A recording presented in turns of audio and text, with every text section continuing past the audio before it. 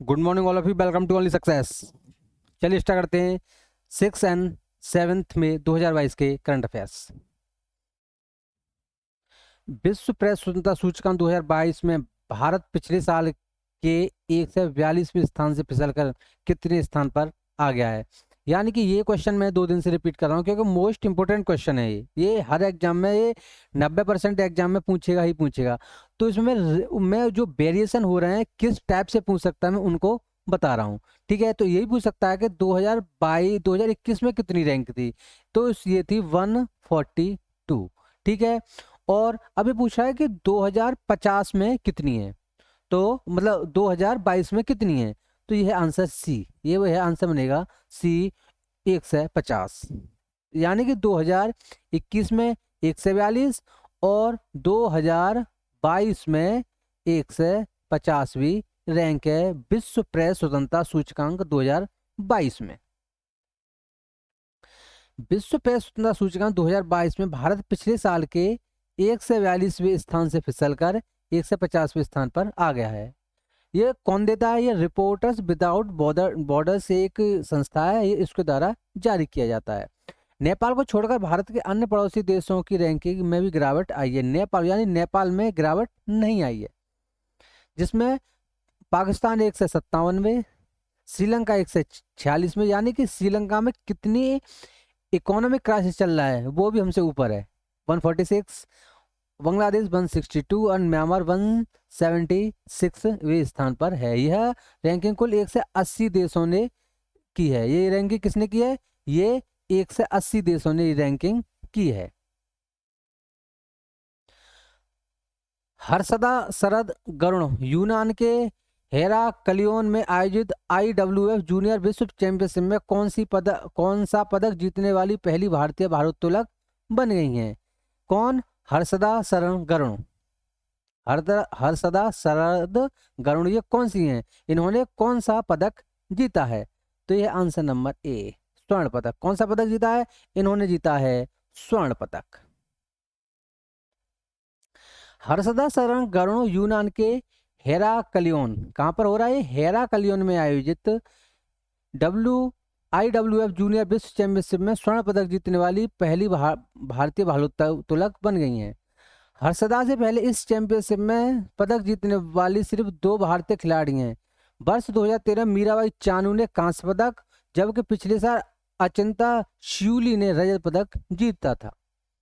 हर्षदा ने महिलाओं के 45 किलोग्राम भार वर्ग में 153 किलोग्राम वजन उठाया, जिसमें स्पैच ने 70 किलोग्राम और क्लीन एंड जर्क में 83 किलोग्राम वजन शामिल है। विश्व अस्थमा दिवस किस दिन मनाया जाता है? विश्व अस्थमा दिवस निम्न में से किस दिन मनाया जाता है? तो इसका आंसर है आंसर नंबर ए। इसका बनेगा आंसर नंबर ए, मई महीने के पहले मंगलवार को। इसका आंसर नंबर ए, मई महीने के पहले मंगलवार को। विश्व अस्थमा दिवस, वर्ल्ड अस्थमा डे प्रत्येक वर्ष महीने के पहले मंगलवार को मनाया जाता है। इस वर्ष विश्व अस्थमा दिवस 3 मई 2022 को मनाया गया। कब? 3 मई 2022 को मनाया गया है। इस वर्ष विश्व अस्थमा दिवस 2022 की theme closing gaps in asthma care. Closing gaps in asthma care क्या है? Theme closing gaps in asthma care है। इसका मूल उद्देश्य क्या है? इसका मूल उद्देश्य विश्व भर में अस्थमा की बीमारी एवं देखभाल के बारे में जागरूकता फैलाना। अस्थमा की बीमारी एवं देखभाल के बारे में जागरूकता फैलाना है। वर्ष 1998 में पहली बार ग्लोबल इनिशिएटिव फॉर अस्थमा ने इसका आयोजन बार्सिलोना स्पेन में हुई प्रथम विश्व अस्थमा बैठक के बाद किया था। कब? बार्सिलोना में हुई प्रथम विश्व अस्थमा बैठक के बाद किया था। कब? 1998 में। प्रधानमंत्री नरेंद्र मोदी और किस देश के चांसलर ने ओलाफ सोल्ज ने हरित एवं सतत विकास साझेदारी की स्थापना के लिए संयुक्त घोषणा पर हस्ताक्षर किए हैं? ये किसने किए हैं? तो इसका आंसर बनेगा आंसर नंबर सी। इसका आंसर बनेगा आंसर नंबर सी, जर्मनी। इसका आंसर बनेगा आंसर नंबर सी, जर्मनी। प्रधानमंत्री नरेंद्र मोदी और जर्मन चांसलर ओलाफ शोल्ज ने हरित और सतत विकास साझेदारी की स्थापना के लिए संयुक्त घोषणा पर हस्ताक्षर किए थे। किसके लिए? संयुक्त घोषणा पर हस्ताक्षर किए थे। इस साझेदारी के तहत जर्मनी ने भारत के जलवायु परिवर्तन से संबंधित परियोजना में 10 बिलियन यूरो के निवेश की अग्रिम प्रतिबद्धता जताई थी। कितनी? 10 बिलियन यूरो के। यह राशि 2030 तक निवेश की जाएगी। केंद्र सरकार ने 2030 तक 5 बिलियन टन हरित हाइड्रोजन उत्पादन स्थापित करने का लक्ष्य रखा है। 5 मिलियन टन। भारतीय रिजर्व बैंक ने 4 मई को रेपो रेट 0.40% बढ़ाकर कर दिया है। ये अब कितना है? तो इसका आंसर बनेगा आंसर नंबर डी। इसका आंसर बनेगा आंसर नंबर डी, यानी कि 4 कितना है? ये बनेगा 4.40%। भारतीय रिजर्व बैंक ने 4 मई 2022 को रेपो रेट 4.40% बढ़ाकर 0.4 बढ़ाकर कितना करेगा? 4.40 कर दिया है। मुख्य रूप से बढ़ती मुद्रास्फीति को काबू पाने के लिए केंद्रीय बैंक ने यह कदम उठाया है। किसने? केंद्रीय बैंक ने यह कदम उठाया है। इससे पहले आरबीआई ने आखिरी बार 22 मई 2020 को रेपो रेट में बदलाव किया था। कि कब? 22 मई 2020 को। रेपो रेट वह दर होती है जिस पर बैंक आरबीआई से कर्ज लेते हैं। यानी कि एक बैंक है, यानी कि एसबीआई, तो एसबीआई कर्ज लेने कहाँ जाएगा? आरबीआई पर। तो वही होती है रेपो रेट। यही वजह है कि इस दर में बदलाव का सीधा असर खुदरा कर्ज पर पड़ता है। यानी कि जो अपने किसान होते हैं, जो बैंक में किसान होते हैं, कोई बिजनेस लोन लेता है या कोई होम लोन लेता है, उस पर ये सीधा सीधा असर पड़ता है। निम्न से किस खिलाड़ी को वेस्ट इंडीज का नया वनडे और T20 का कप्तान बनाया गया है? ये किसको बनाया गया है? वनडे और T20 का कप्तान किसको बनाया गया है? तो इसका आंसर बनेगा answer number B, Nicholas Pooran. इसका आंसर बनेगा answer number B, Nicholas Pooran. इस साल होने वाले कांस फिल्म फेस्टिवल में निम्न में किस देश को कंट्री ऑफ ऑनर के हिसाब से चुना गया है? कंट्री ऑफ ऑनर कौन चुना गया है? तो इसका आंसर बनेगा इसका सी, भारत। किसको चुना गया है? ये चुना गया है भारत को। इस साल होने वाले कांस फिल्म फेस्टिवल को भारत को कंट्री ऑफ ऑनर के तौर पर चुना गया है। किसको?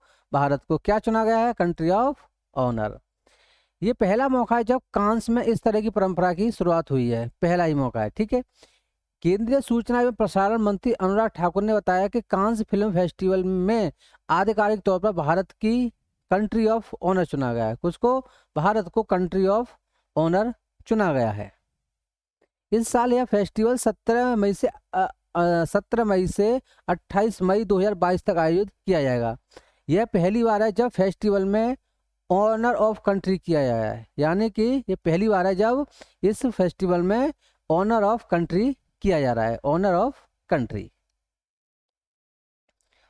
अमेरिकी राष्ट्रपति ने ऐलान किया है कि कुछ श्रेणी के अब्रजकों की अवधि पूरी होने के बाद भी कार्य परमिट का इस्तेमाल अतिरिक्त कितने साल तक करने की अनुमति दी जाएगी? तो इसका आंसर बनेगा आंसर नंबर ए। इसका बनेगा आंसर नंबर ए, 1.5 साल। हाल ही में भारत के प्रधानमंत्री ने डेनमार्क, नॉर्वे, स्वीडन, आइसलैंड और किस देश के अपने समकक्षों के साथ कई द्विपक्षीय बैठकें की? तो हमारे प्रधानमंत्री गए थे, तो किस किस देश गए? डेनमार्क, नॉर्वे, स्वीडन, आइसलैंड और कहाँ गए थे? और गए थे फिनलैंड। आंसर है बी, आंसर बनेगा बी, फिनलैंड।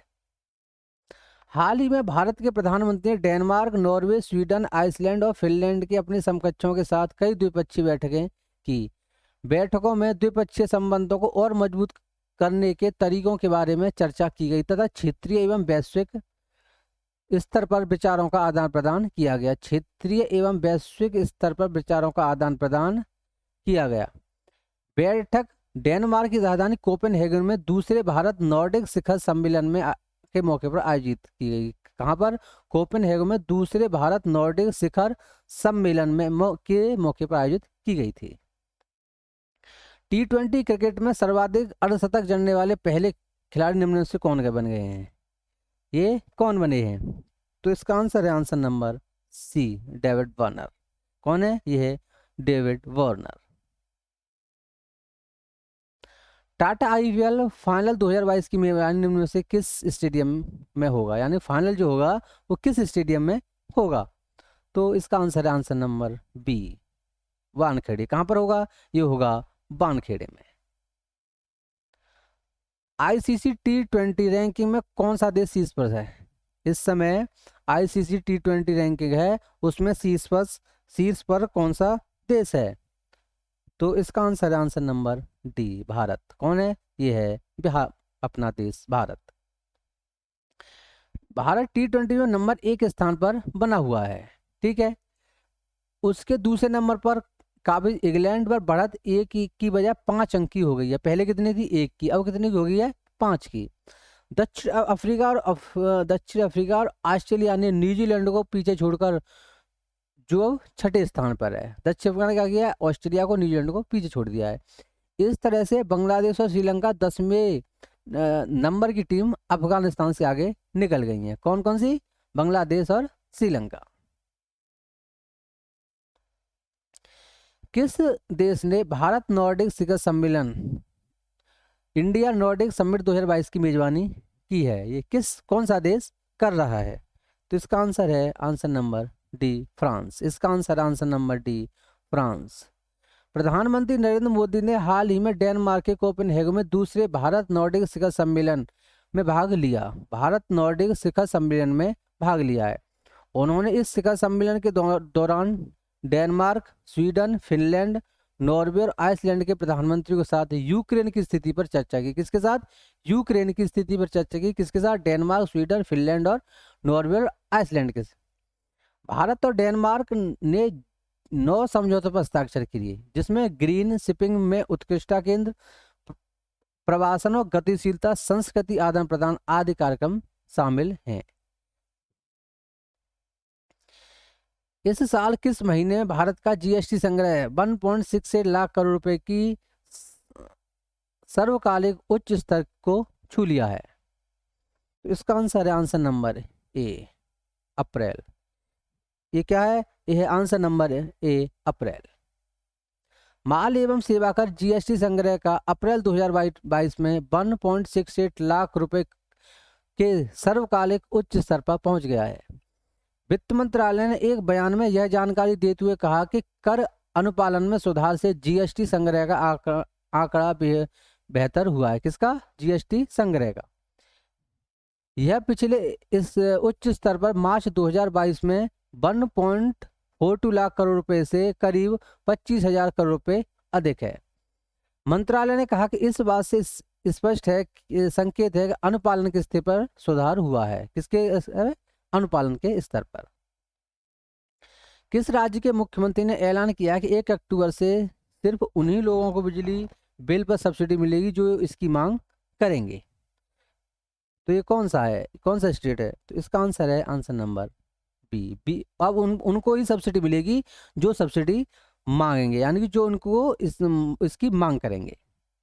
तो ये किया है दिल्ली ने। जम्मू कश्मीर परिसीमन आयोग ने जम्मू क्षेत्र में कितनी सीटों का प्रस्ताव रखा है? ये परिसीमन आयोग ने जम्मू कश्मीर क्षेत्र में कितनी सीटों का प्रस्ताव रखा है? तो इसका आंसर है आंसर नंबर ए, 43। किसका है? यह रखा है चुनाव आयोग ने। कितनी सीटों के लिए? 43 के लिए। जम्मू कश्मीर परिसीमन आयोग ने पहली बार जम्मू कश्मीर के सभी 5 संसदीय क्षेत्रों में समान संख्या में विधानसभा क्षेत्र रखने की सिफारिश की है। जम्मू कश्मीर परिसीमन आयोग ने अंतिम रिपोर्ट जारी कर दी है। जम्मू कश्मीर में विधानसभा क्षेत्रों में परिसीमन की प्रक्रिया पूरी होने से यहां पर 7 विधानसभा सीटों में बढ़ोतरी होगी। कितनी? 7 विधानसभा सीटों में बढ़ोतरी होगी।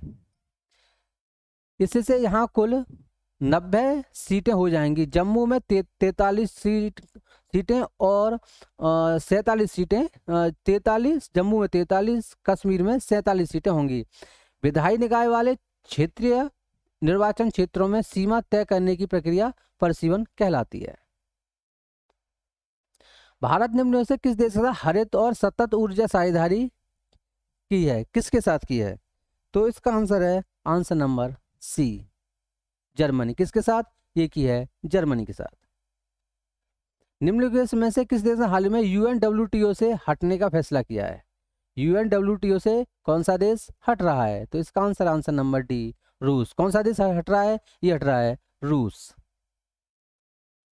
तो ये था आज का वीडियो 6 एंड 7 का। थोड़ा मैं बिजी चल रहा हूँ इसलिए 2-2 दिन का वीडियो आ रहा है, और इसके बाद थोड़ा मेरा बिजनेस थोड़ा ख़त्म हो जाएगा, उसके बाद मैं जैसे ही डेली ही वीडियो अपलोड कर दिया करूँगा। तो इसके साथ थैंक यू फॉर वॉचिंग।